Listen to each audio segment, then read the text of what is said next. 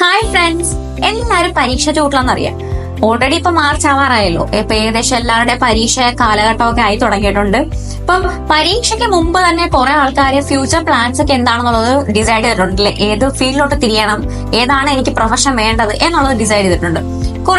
കുറച്ചു ഭാഗം ആൾക്കാർ മാത്രമാണ് പരീക്ഷ കഴിയട്ടെ എന്ന് ചിന്തിച്ചിരിക്കുന്നത്. എസ്പെഷ്യലി പ്ലസ് ടു സ്റ്റുഡൻസിന് വേണ്ടിയിട്ടാണ് ഇന്നത്തെ വീഡിയോ. എന്താ ഇത്ര ഇമ്പോർട്ടൻസ് കൊടുക്കാന്നല്ലേ ചിന്തിക്കുന്നത്? ഞാൻ പറയാം. ഇനി ഓൾറെഡി നമ്മൾ നേരത്തെ തന്നെ നമ്മുടെ യൂട്യൂബ് ചാനലില് ഒരു MBBS എബ്രോഡ് പ്ലാന്റ് എന്തൊക്കെയാണ് നിങ്ങൾ മനസ്സിൽ കരുതേണ്ടത് ആ ഒരു കാര്യത്തിനെ സംബന്ധിച്ച് ഒരു വീഡിയോ അപ്ലോഡ് ചെയ്തിട്ടുണ്ട്. സോ അതിൽ ഞാനൊരു കാര്യം നിങ്ങൾക്ക് നേരത്തെ തന്നെ മെൻഷൻ ചെയ്തിട്ടുണ്ടായിരുന്നു. അതിലൊരു ഇമ്പോർട്ടന്റ് ആയിട്ടുള്ള ഒരു പോയിന്റ് ആണ് NMC ഗൈഡ് ലൈൻസ് അല്ലെങ്കിൽ NMC സെറ്റ് ഓഫ് റൂൾസ് എന്തൊക്കെയാന്നുള്ളത് ഞാൻ പിന്നീട് ഒരു വീഡിയോയിൽ നിങ്ങൾക്ക് എക്സ്പ്ലെയിൻ ചെയ്ത് തരാമെന്ന് പറഞ്ഞിട്ടുണ്ടായിരുന്നു. സോ ആ ഒരു സെറ്റ് ഓഫ് റൂൾസ് അല്ലെങ്കിൽ ഒരു നോംസിനെ കുറിച്ചിട്ട് NMC ഗൈഡ് ലൈൻസിനെ കുറിച്ചിട്ടാണ് ഇന്നത്തെ ഡീറ്റെയിൽ വീഡിയോ എന്ന് പറയുന്നത്. അപ്പൊ MBBS എബ്രോഡ് ഒക്കെ പോയി പഠിക്കാൻ ആഗ്രഹിച്ചിരിക്കുന്നവരെ സംബന്ധിച്ചിട്ട് നിങ്ങൾക്ക് കുറച്ചും കൂടെ എളുപ്പമാക്കാനായിട്ട്, അതായത് ഏതൊക്കെ കാര്യത്തിലാണ് നിങ്ങൾ ശ്രദ്ധിക്കേണ്ടതെന്നുള്ളത് ഞാൻ നേരത്തെ തന്നെ പറഞ്ഞിട്ടുണ്ട്. അതുപോലെ ഇതും ഒരു ഇമ്പോർട്ടന്റ് കാര്യമാണ്. അപ്പൊ ഇത് എന്തായാലും കേട്ടിട്ടേ പോകുള്ളൂ കേട്ടോ. ഫസ്റ്റ് കുറച്ച് ജനറൽ അതുപോലെ കുറച്ച് ഡൗട്ട്സ് ഒക്കെ വരുന്ന ഒരു കാര്യം തന്നെ ഡിസ്കസ് ചെയ്തുകൊണ്ട് നമുക്ക് സ്റ്റാർട്ട് ചെയ്യാം. എന്താണെന്നല്ലേ, നോർമലി കുറെ സ്റ്റുഡൻസ് ഒക്കെ ചോദിക്കുന്ന കാര്യമാണ് നീറ്റ് ക്വാളിഫൈ ആയാൽ മാത്രമേ നമുക്ക് എബ്രോഡ് MBBS പോകാൻ പറ്റുകയുള്ളൂ എന്നതാണ്. തീർച്ചയായിട്ടും നിങ്ങൾക്ക് നീറ്റ് ക്വാളിഫൈ ആകാതെയും പോകാം, ക്വാളിഫൈ ആയിട്ടും പോകാം. രണ്ട് കണ്ടീഷൻ വരുന്നതെന്ന് പറഞ്ഞാല് നിങ്ങൾ തിരിച്ച് നാട്ടിൽ ഇന്ത്യയിൽ വന്ന് പ്രാക്ടീസ് ചെയ്യാൻ ആഗ്രഹിക്കുന്ന സ്റ്റുഡൻസ് ആണെന്നുണ്ടെങ്കിൽ നീറ്റ് ക്വാളിഫൈ ആയിട്ട് പോയിട്ട് മാത്രമേ കാര്യമുള്ളൂ. എന്താണല്ലേ, തിരിച്ച് നാട്ടിൽ വന്ന് പ്രാക്ടീസ് ചെയ്യണമെന്നുണ്ടെങ്കിൽ നിങ്ങൾക്ക് തിരിച്ച് നാട്ടിൽ വരുമ്പോഴത്തേക്ക് നെക്സ്റ്റ് എക്സാം, അതായത് FMG, ഇപ്പോഴത്തെ കറണ്ട് FMG എന്ന് പറഞ്ഞിട്ട് എക്സാം അറ്റൻഡ് ചെയ്യണം. ആ എക്സാം ക്ലിയർ ആയാൽ മാത്രമേ നിങ്ങൾക്ക് നാട്ടിൽ വന്ന് പ്രാക്ടീസിങ് പോസിബിൾ ആവുകയുള്ളൂ. സോ അതുകൊണ്ട് നിങ്ങൾ നീറ്റ് ക്വാളിഫൈ ആയിട്ട് മാത്രം പോയിട്ടേ കാര്യമുള്ളൂ കേട്ടോ. ഇനി നാട്ടിൽ വന്ന് നിങ്ങൾക്ക് പ്രാക്ടീസ് ചെയ്യാൻ ആഗ്രഹം ഇല്ലാത്തവരാണെന്നുണ്ടെങ്കിൽ നിങ്ങൾക്ക് കുഴപ്പമില്ല, നീറ്റ് ക്വാളിഫൈ ആയില്ലെങ്കിൽ നിങ്ങൾക്ക് പോവാം. എബ്രോഡ് പോയി സെറ്റിൽ ആവാൻ ആഗ്രഹിക്കുന്നവരാണെന്നുണ്ടെങ്കിൽ അങ്ങനെയും പോവാം. സോ ഇവിടെ ഞാൻ പറഞ്ഞു വന്നത് നീറ്റ് എക്സാമിന്റെ ഒരു ബേസിസിലാണ്, അതായത് നീറ്റിന്റെ ഒരു ക്വാളിഫിക്കേഷൻ നോക്കിയിട്ടാണ് നിങ്ങൾ തിരിച്ച് നാട്ടിൽ വന്ന് പ്രാക്ടീസ് ചെയ്യാൻ ആഗ്രഹിക്കുന്നവരാണെന്നുണ്ടെങ്കിൽ എബ്രോഡൊക്കെ ചൂസ് ചെയ്യുന്നതിന് മുമ്പ് ഈ ഒരു കാര്യങ്ങളൊക്കെ ഒന്ന് ശ്രദ്ധിക്കുക. അതുപോലെ തന്നെ രണ്ടാമത്തെ ഒരു ക്ലാരിറ്റി, ഒരു ഡൗട്ട് എപ്പോഴും വരുന്നതാണ് നീറ്റ് എക്സാമിനെ ബേസ് ചെയ്തിട്ടാണ്. അതായത് നീറ്റ് എക്സാമിന്റെ വാലിഡിറ്റി വരുന്നത് 3 years ആണ്. ആ ഒരു സ്കോർ വാലിഡിറ്റി നമുക്ക് 3 വർഷം വരുന്നുണ്ട്. ഇപ്പൊ 2024 നീറ്റ് എക്സാം ക്വാളിഫൈ ആയ സ്റ്റുഡന്റ് ആണെന്നുണ്ടെങ്കിൽ നിങ്ങൾക്ക് 2025-26 നിങ്ങൾക്ക് ആ ഒരു സ്കോറിന്റെ വാലിഡിറ്റി വരുന്നുണ്ട്. സോ അത് വെച്ചിട്ട് നിങ്ങൾക്ക് ആപ്ലിക്കേഷൻ കൊടുക്കാവുന്നേ ഉള്ളൂ. അപ്പൊ ഈ ഒരു ഡൗട്ട് കുറെ സ്റ്റുഡൻസിൽ ഞാൻ കേട്ടിട്ടുണ്ട്. അതുകൊണ്ട് തന്നെയാണ് ഞാൻ ഈ ഒരു കാര്യം വെച്ചിട്ട് സ്റ്റാർട്ട് ചെയ്തത്. അപ്പൊ ഇനി നമുക്ക് NMCയെ കുറിച്ചൊന്ന് നോക്കിയാലോ. NMCയുടെ ഗസറ്റ് പബ്ലിഷ് ചെയ്തിരിക്കുന്നത് 18 November 2021 ഒഫീഷ്യലി അത് പബ്ലിഷ് ചെയ്തിരിക്കുന്നത്. അപ്പൊ ഇനി നമുക്ക് കാര്യത്തിലോട്ട് കടന്നാലോ. NMC ഗൈഡ് ലൈൻസ് നോക്കണ്ടേ. ഇപ്പൊ NMC ഗൈഡ് ലൈൻസ് നോക്കാനായിട്ട് ഈ ഒരു ഗസറ്റ് നമുക്ക് എങ്ങനെ എടുക്കാമെന്ന് നോക്കാം. ഗൂഗിൾ ഓപ്പൺ ചെയ്തതിനു ശേഷം നേരെ NMC എന്നും പറഞ്ഞ് ടൈപ്പ് ചെയ്യുക. NMC എന്ന് ടൈപ്പ് ചെയ്യുമ്പോഴത്തേക്ക് കുറെ ലിങ്ക്സ് ഓപ്പൺ ആവും. അതിൽ നിങ്ങൾ ഫസ്റ്റ് കാണുന്ന ലിങ്ക് NMCയുടെ ഒഫീഷ്യൽ വെബ്സൈറ്റ് ആണ്. അത് ക്ലിക്ക് ചെയ്യുമ്പോൾ തന്നെ നിങ്ങൾക്ക് ഓപ്പൺ ആവുന്നത്. സോ ഈ ഒരു ഒഫീഷ്യൽ വെബ്സൈറ്റിനകത്ത് ഗസറ്റ് എന്നും പറഞ്ഞൊരു ഓപ്ഷൻ ഉണ്ട്. ഈ ഒരു ഗസറ്റിന്റെ താഴെ തന്നെ നമുക്ക് 2 ഓപ്ഷൻസ് കാണാനായിട്ട് സാധിക്കും. അതായത് ഗസറ്റ് NMC എന്നും പറഞ്ഞതിനകത്ത് ക്ലിക്ക് ചെയ്ത് കഴിയുമ്പോൾ പിന്നെ അടുത്തൊരു വിൻഡോ ഓപ്പൺ ആവുന്നത് ഗസറ്റുകൾ പബ്ലിഷ് ചെയ്തതിന്റെ ഒരു ലിസ്റ്റ് ആണ്.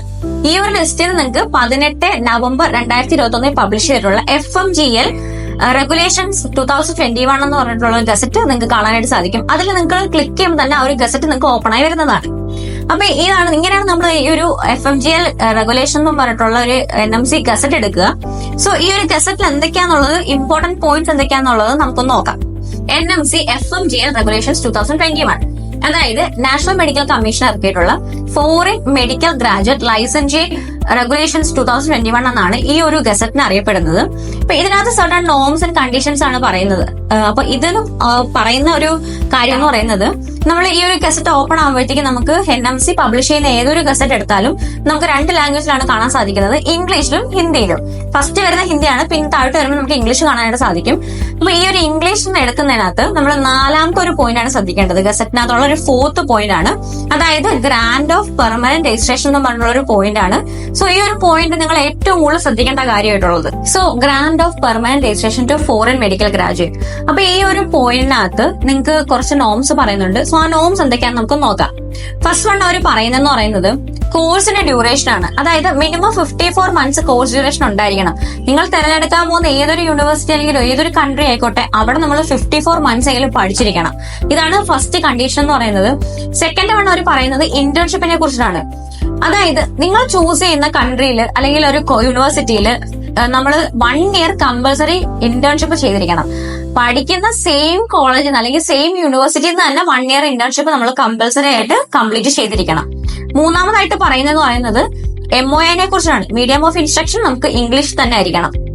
സോ ഈ 3 കാര്യങ്ങൾ നമുക്ക് ആദ്യം നോക്കാം. ഈ 3 കാര്യങ്ങൾ വരുമ്പോൾ എങ്ങനെ ചെക്ക് ചെയ്യാം അല്ലെ? MOA എങ്ങനെ ഇംഗ്ലീഷിലാണോ, എങ്ങനെ അറിയാൻ പറ്റും, ഇന്റേൺഷിപ്പ് അവിടെ തന്നെ നടക്കാൻ സാധിക്കുമോ എന്നൊക്കെയുള്ളത് നിങ്ങൾക്ക് ഡൗട്ട് വരും. അപ്പൊ അത് ഞാൻ ഈസിലി നിങ്ങൾക്ക് പറഞ്ഞുതരാം.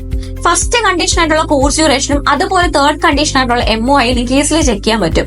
WHO വെബ്സൈറ്റിൽ കയറി കഴിഞ്ഞാൽ ഒരു കോളേജിനെ ബേസ് ചെയ്തിട്ടുള്ള എല്ലാ ഡീറ്റെയിൽസും ഈ ഒരു വെബ്സൈറ്റിൽ പ്രൊവൈഡ് ചെയ്തിട്ടുണ്ട്. സോ WHO ഒഫീഷ്യൽ വെബ്സൈറ്റിൽ പോയി എങ്ങനെ ചെക്ക് ചെയ്യാമെന്ന് നമുക്ക് നോക്കാം. ഈസിയാണ്. ഗൂഗിളിൽ പോവുക, മെഡിക്കൽ സ്കൂൾ ഡയറക്ടറി എന്ന് പറഞ്ഞ് ടൈപ്പ് ചെയ്യുമ്പോൾ തന്നെ ഫസ്റ്റ് വരുന്നത് WHO ഒഫീഷ്യൽ വെബ്സൈറ്റിന്റെ ലിങ്ക് ആണ്. അതിൽ ക്ലിക്ക് ചെയ്യുമ്പോൾ നിങ്ങൾക്ക് WHO ഒഫീഷ്യൽ വെബ്സൈറ്റിലോട്ടാണ് പോകുന്നത്. അപ്പൊ ഈ ഒരു വെബ്സൈറ്റിൽ കയറി കഴിഞ്ഞാൽ നിങ്ങൾക്ക് കാണാനായിട്ട് സാധിക്കുന്ന ഒരു ടാബ് ഉണ്ട്, സെർച്ച് ദ വേൾഡ് ഡയറക്ടറി എന്ന് പറഞ്ഞിട്ട്. സോ അതിൽ ക്ലിക്ക് ചെയ്യുമ്പോൾ തന്നെ നിങ്ങൾക്ക് ഓപ്പൺ ആവുന്ന ഒരു വിൻഡോയിൽ ഏത് കൺട്രി ആണോ നിങ്ങൾക്ക് ചൂസ് ചെയ്യേണ്ട ആ കൺട്രി ചൂസ് ചെയ്ത് കൊടുത്തു കഴിയുമ്പോൾ അതിന്റെ താഴെ തന്നെ യൂണിവേഴ്സിറ്റീസിന്റെ ഡീറ്റെയിൽസ്, അതായത് ലിസ്റ്റ് നിങ്ങൾക്ക് കാണാനായിട്ട് സാധിക്കും.